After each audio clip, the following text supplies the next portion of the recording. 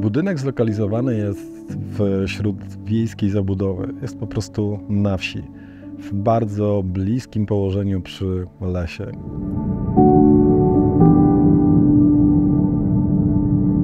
I od samego początku wiadomo było, że ten budynek musi się tutaj wpasować. Ten budynek powinien stanowić uzupełnienie tej zabudowy, a co za tym idzie, nie powinien być zbyt nowoczesny.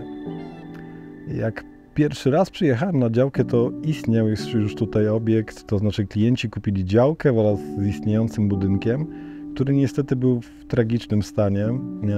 Budynek plus stodoła, która tutaj się znajdowała, musiała być rozebrana, chociażby ze względu też na to, na lokalizację, to znaczy byłem bardzo blisko, tak jak kiedyś się to robiło, czy też jak kiedyś wyznaczało się drogi. Budynek w zasadzie stykał się z jezdnią, więc to był dla nas już wystarczający powód do tego, że po pierwsze chcemy zmienić lokalizację budynku, po drugie ciężko i trudno będzie o niego walczyć ze względu na jego stan techniczny, więc wtedy decyzja była taka, że rozbieramy budynek. Rozbieramy budynek, ale z drugiej strony chcielibyśmy zachować ducha tego miejsca, więc spróbujmy rozebrać go w taki sposób, żeby wykorzystać tą cegłę rozbiórkową jako budulec do budynku, który powstanie.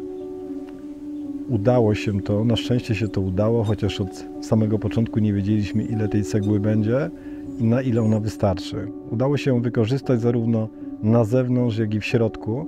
Na zewnątrz cegła jest trochę w dwóch smakach, to znaczy w jednym surowa z tymi wykwitami jeszcze wapiennymi, czyli taka, jaka była po rozebraniu. W drugim miejscu cegła jest obłupywana siekierą w sposób mechaniczny, co też powoduje, że ma taką fajną, krwistą, czy też ceglaną strukturę.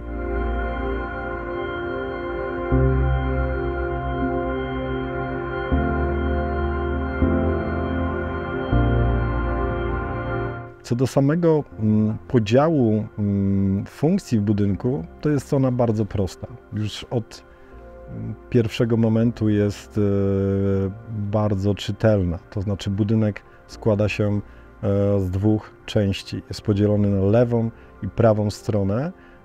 Widać to już z zewnątrz, widać to też jakby chodząc wokół budynku.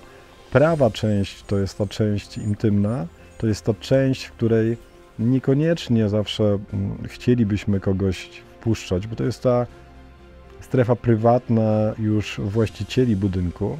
W tej strefie mamy 2 pokoje, mamy 2 łazienki.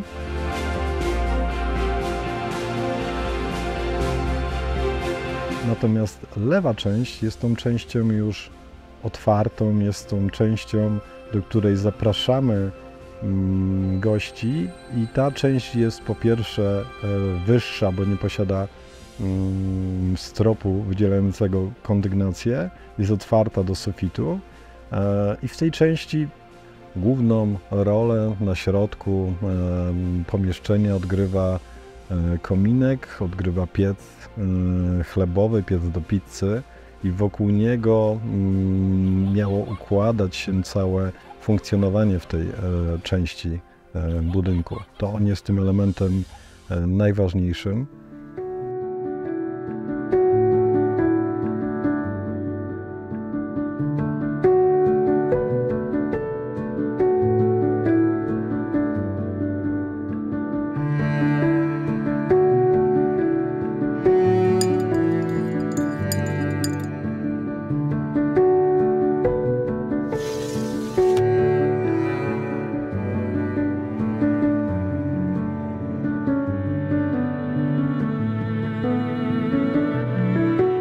Tak jak powiedziałem o cegle, która jest użyta na zewnątrz, jest ona użyta również w środku. W środku cała ściana szczytowa obłożona jest również cegłą i taki mały, ważny element w budynku, taki to takie marzenie pani inwestor od samego początku, że ona chciała mieć takie miejsce do tego, żeby usiąść, poczytać książkę, żeby to było coś w formie leżanki z widokiem.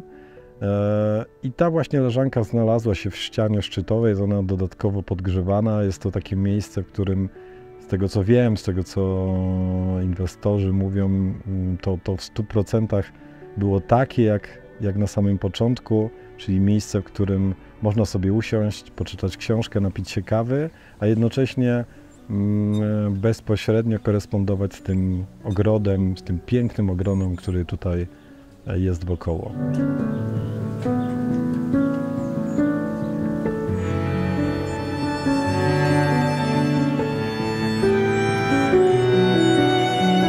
Sama kuchnia zlokalizowana od strefy frontowej budynku, czyli od samego podjazdu, czyli mamy wgląd na zewnątrz, na to, kto do nas podjechał. Druga część tej strefy otwartej jest w 100% otwarta na salon.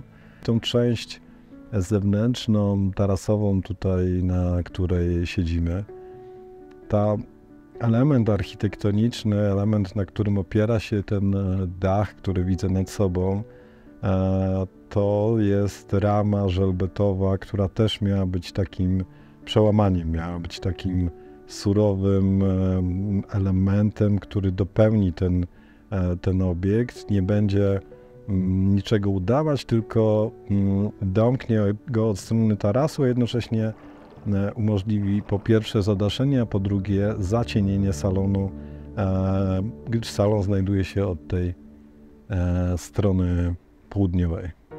To, co jest chyba najbardziej przyjemne, jeżeli się przyjeżdża do budynku, który już powstał kilka tak naprawdę lat temu, to to, że on żyje, to, że on faktycznie wkomponował się w tą strukturę wsi, to, że ten ogród tutaj wokoło tak dopełnia ten obiekt i chyba taka radość właścicieli, którzy faktycznie są zadowoleni z tego budynku.